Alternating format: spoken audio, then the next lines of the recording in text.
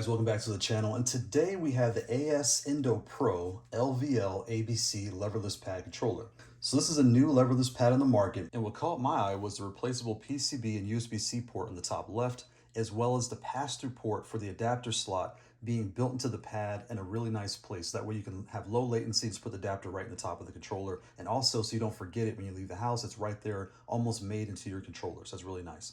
So we're going to talk about it and get all the features of this pad. So let's see what we got in the box. All right, so we get here, we get our charger cable here, which is a USB to USB-C. It is a nice angled cable, perfect.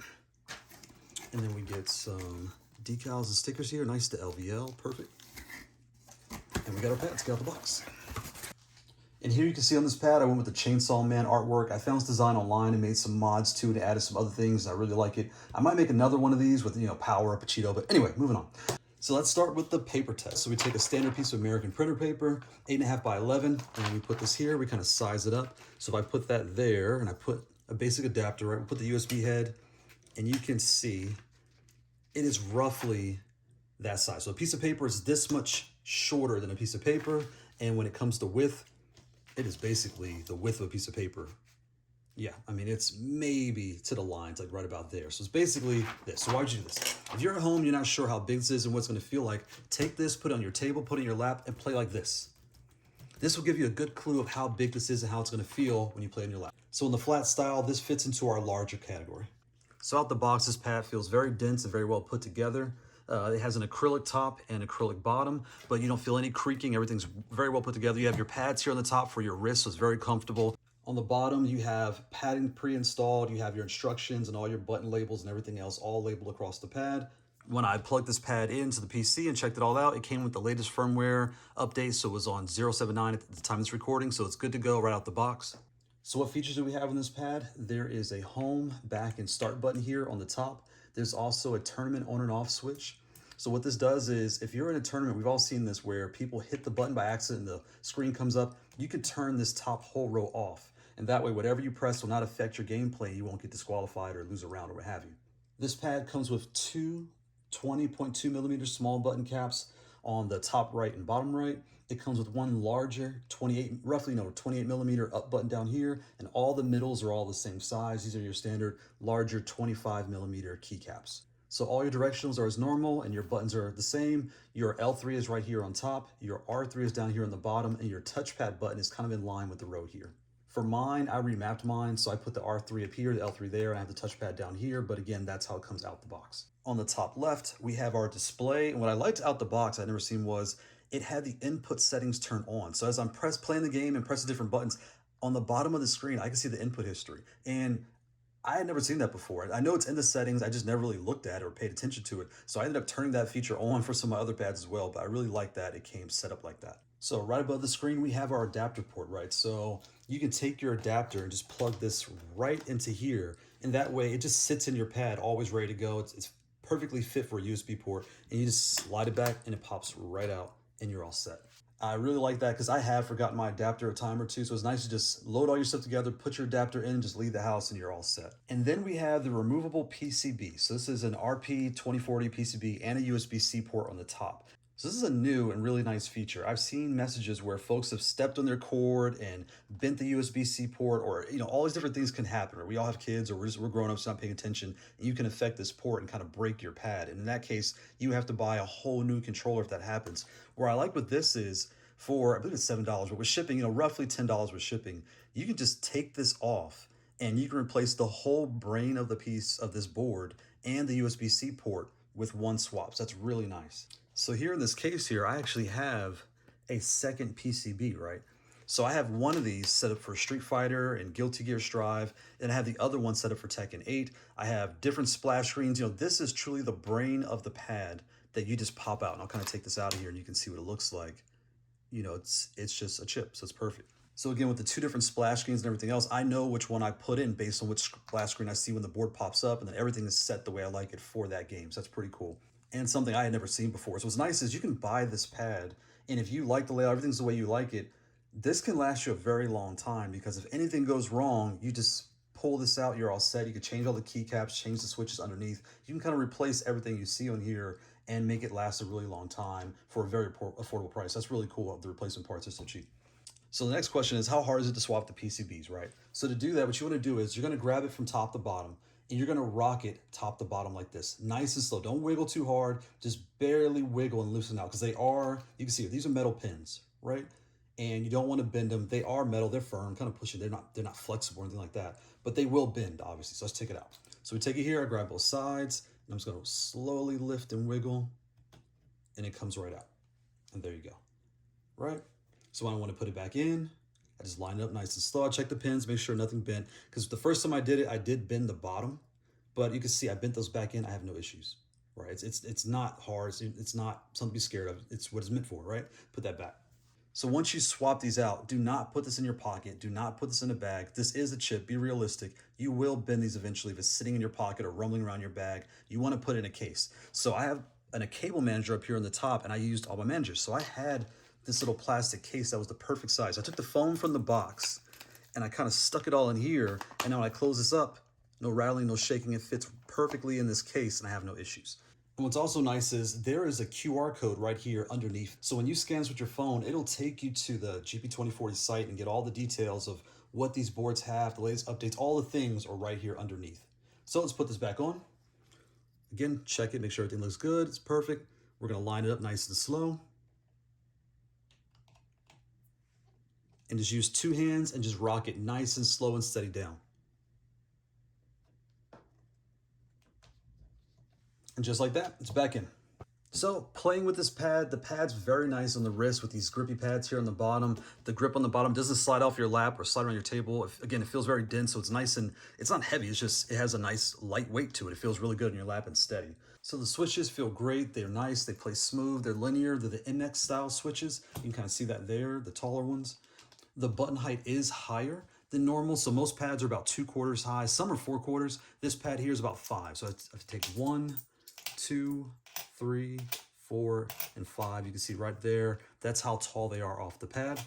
It's not an issue, but something you'll notice when you're playing this compared to other boxes or pads. Also, the key spacing is tighter than others, so if you have small hands, this is nice. You won't have to reach so far. I wear a XXX writing glove, so I can tell when the spacing changes when I switch from pads or boxes and different things. Most pads or boxes are about 4 to 6/4 spaced apart wide, whereas this pad here is about 3, right? So if I take 3/4 there, if I try to put a 1/4, it doesn't fit. So you can see each key, even here, these are tighter than what you'll see in other boxes or other pads.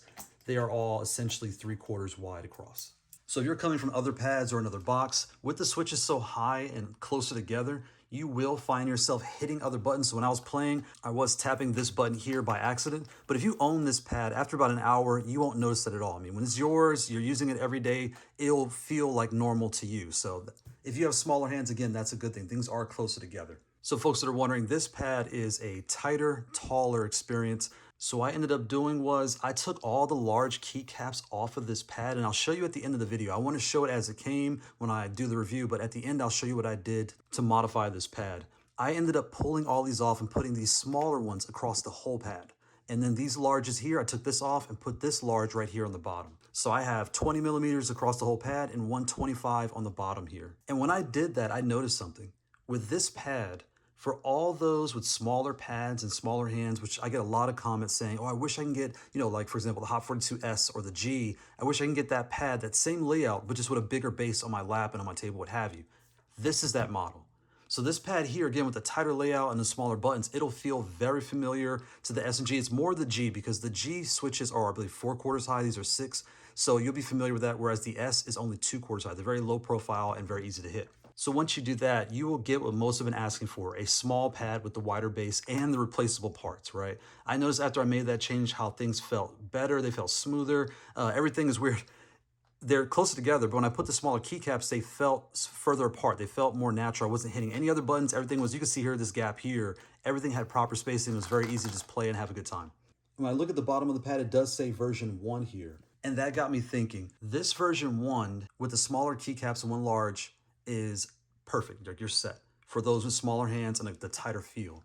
So I think a perfect version 2 would be to have low profile switches across the board. So take all the switches out, put the low profile, and use ghost switches because they feel similar to these, right? So really nice ghost switches in here, low profile, so it wouldn't be so tall. Everything else would stay essentially the same, but adding 2 different layouts, right?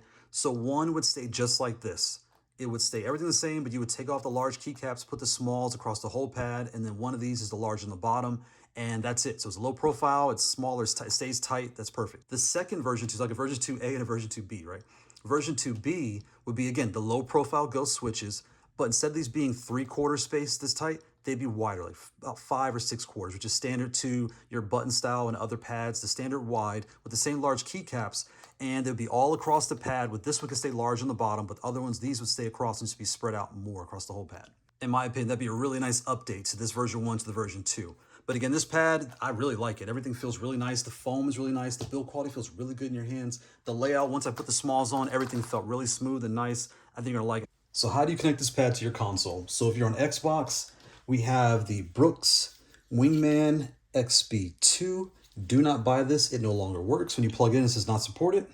We have the Mayflash Magic X, and we have the Mayflash MagicBoot.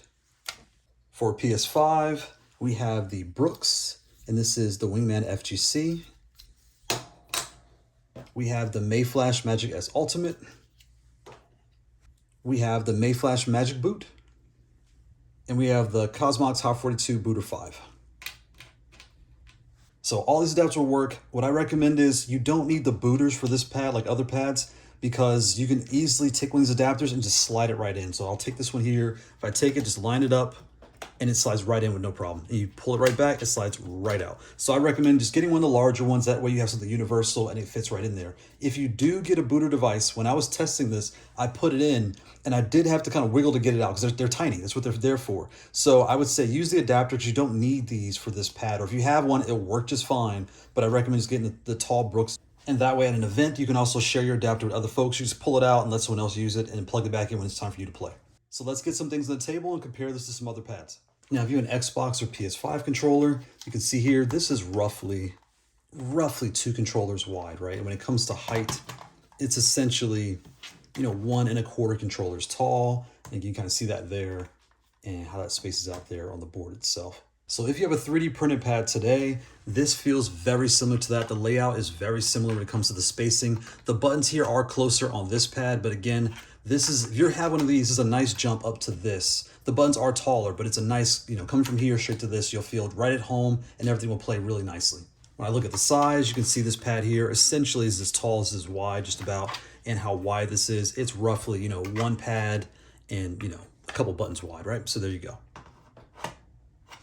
Those on the Haute42 G or S pad, this is the G. You get your small tight keys with the bigger base. So if you have the G model right now from Haute42, this is kind of the perfect upgrade because these switches here are about 4/4 high. These are about 5/4, whereas the S is only 2/4 high. It's probably not showing up on camera, but with that finger height, if you come from here to here, it feels right at home and you can jump. They're the same switches, mechanical switches, the MX switches here, MX switches here. You'll jump right over it and you'll be really happy with this bigger body, smaller frame on this pad with the smaller keycaps. So here we have the Fightbox B1. So this pad also used the same MX switches. The ones on here are different than the ones that came with this. These are actually a little smoother, but again, they will feel similar when you're hitting the buttons. But this one here is about 1 1/2 high, 1 to 2 quarters high. This one's about 1/4 taller than this one here. So the switches sit lower inside the pad, whereas this one, they just sit higher.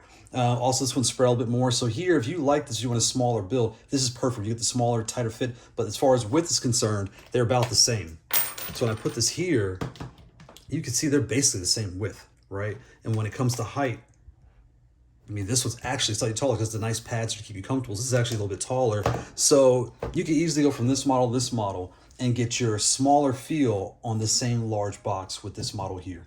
So we have the Haute42 T16. So we look at these two side by side. Again, these switches here are about 5/4 high. These here are 2/4 high. These are roughly 3/4 wide, right? These are roughly 4 wide all across. When you look at the height, this is roughly 3/4 lower. This one's taller by about 3/4. When I look at the size of these two, when I lay these here, you can see it is barely taller, barely wider than this pad here. When you look at height, they are essentially the same height, right? So when you're comparing these two pads here, you have your pass-through port on this side, whereas the pass-through port's built in right here. You have the padding on the bottom. You just have your hand space here on the bottom. The buttons themselves, they are essentially the same size buttons. These are a little bit more spaced apart, right? And these are tighter and a little bit taller compared to this pad here. Besides that, they are roughly the same size. Next, we have the big boy, right? So this is the Mayflash F500. And when you're looking at these two here, the F500 flat. So when you're looking at these two, you can see this pad here is roughly this big. I'll put the other side there, that big, and roughly an adapter wide. So if you took this pad and one adapter long ways, that's roughly how much smaller in width this is compared to this. When it comes to height, it is roughly one adapter shorter in height than this pad. So when you're comparing the spacing and the layout, these buttons here between the actual part that you push, they're roughly 6/4 apart, right? And again, these are roughly 3/4 apart. The layout, they're both pretty tight and nice and small. So that way, if you have small hands, this works really well. This really well too. This one's a lot lighter, flatter, and again, a little bit tighter. And that's the difference between these two boxes here. So wrapping things up, I think this is a really nice pad. I think when you order one, order the extra PCB at the same time. It's $7, just add it to your cart. Things in technology change every day. There may be a micro or a mini, some new thing that comes out where they modify the board for that new chip. So make sure you just get this. That way you have extra USB-C port, extra backup. Everything will be good to go on your pad and it'll last a long time. Given the spacing, I swapped out the large keycaps on mine for the smaller keycaps, and I put one of those larges here on the bottom.